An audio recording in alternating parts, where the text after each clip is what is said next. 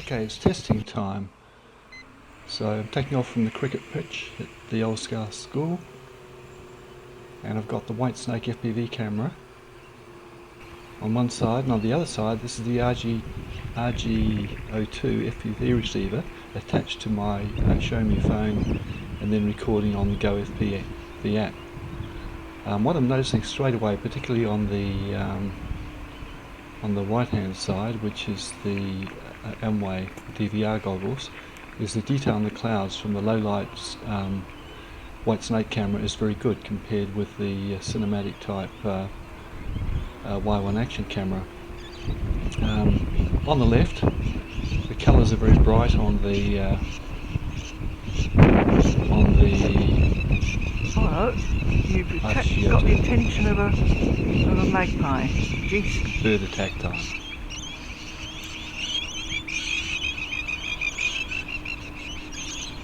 He's coming back again. Oh. It's not a fair comparison because I've just got rubber ducky type linear antennas on the two furthest on the RTG02, while on the Aomway goggles I've got a directional on the cloverleaf plus a highly directional thing, and that's up high in the head.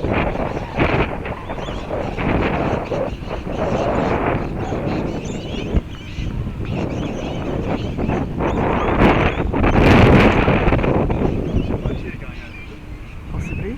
No, it's both of them. Also with the RTG02, it's sitting low on the ground on a small tripod.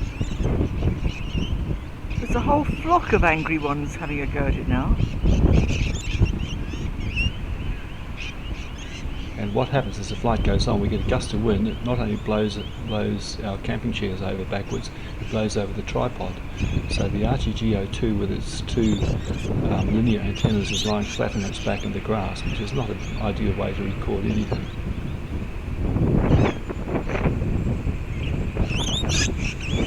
I only got out about, I'd say 60-70 metres max with this flight, so it's not really much of a distance test for the RTG02. However, I have flown over 100 metres on the first time I used it. It does help that the phone's got 8 processors, very fast, 4 gig of memory, 64 gigs to record to, so it's a good quality phone to record to, and it doesn't have any distractions of functions of phone, so no internet or phone network connection, which has got to help. But overall I'm very impressed with it, so I'll certainly be doing more with it. I got it because I've seen reviews with people saying they get 1.5 kilometre range with it. It was the diversity that first attracted me to it. So it's a fairly windy day.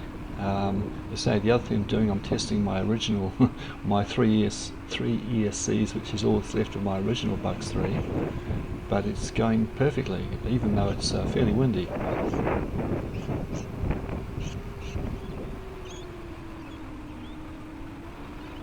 So I start to get down a bit lower to avoid annoying the birds.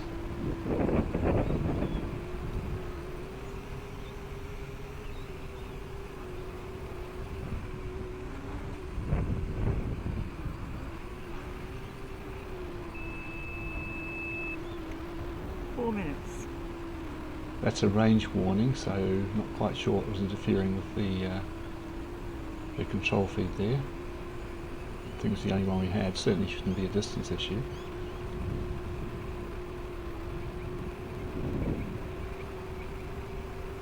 So I'm having fun flying, and the bird's quite responsive, and it's occurred to me this is a battery. I had a battery I wanted to run down anyway because it's been fully charged for 4 days, which is not ideal, and actually come down from 8.39 to 8.38. So I thought I'll just see how long it takes to run it down to the point where the bird comes down gently. And also another test of the voltage detector on the jumper, which I think has improved out of sight recently. That's another range warning, RSC side. Probably just the tree in the way a bit. Yeah, I've actually flown with 3S on the standard Bugs3, which I won't do until I've upgraded one.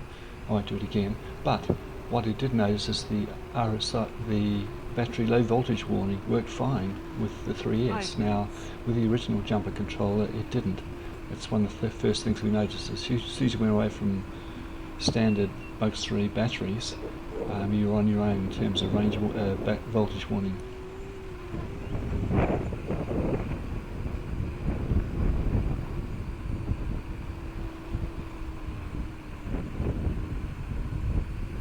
So it's about now I'm pondering, will I land and call it a day? And then I thought, no, I'll keep going and see how long the battery lasts.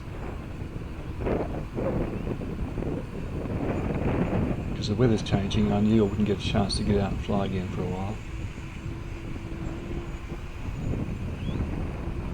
Again, I love the detail in the clouds from the White Snake low light, starlight FPV camera.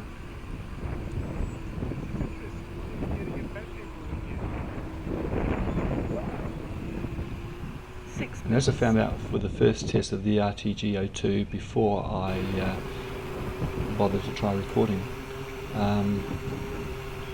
it worked fine. I actually flew with it quite a much further distance, maybe 100 meters. So I haven't done a full long range one, but that'll come.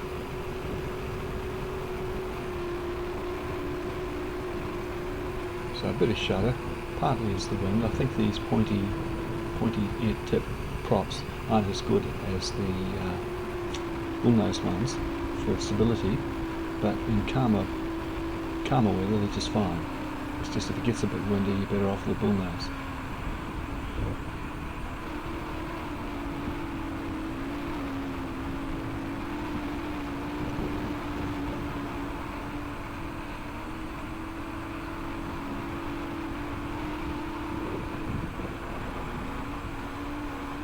But even if they're flying line of sight, having something like the RTG02 and recording to a mobile phone, and it's recording in MP4 format by the way, which is great, you can play it back on your phone if you lose the bird to get an idea of where it was when it went down. With the Aomway goggle DVR, that's in the old AVI format, I must admit the quality is very good. In fact, it looks better, the resolution's better than the RTG02. As I say, with the RTG02 on a tripod, you can mix flying line of sight and occasionally glancing at the screen to see if you're lined up nicely for video or whatever. So with the restrictions on using goggles in some places, it could be an advantage.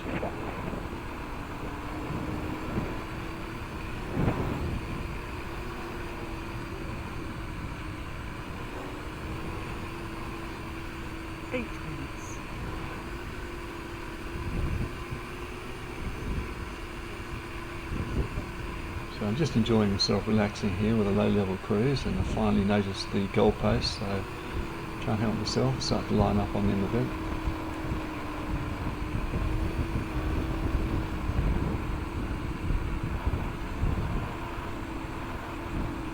So I'm getting out there in terms of length of flight. Normally if I'm flying over the sea I fly 4 or 5 minutes tops, which is usually enough to get the cinematic footage I want in any case. But also I leave myself a healthy margin of error for power down with low battery. So here we've got the two side by side, certainly brighter on the left, but I think there's more detail on the right.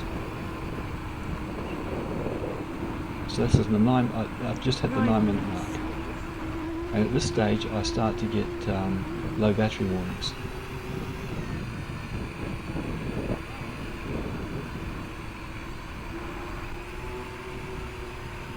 So I'm keener than ever to fly on until the battery runs down to see how long I've got to get back to base. Always an important consideration with batteries.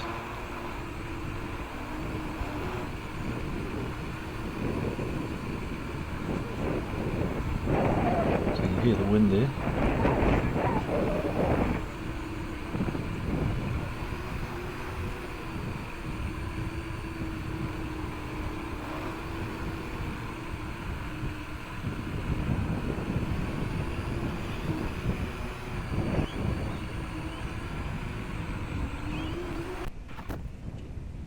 Down it goes.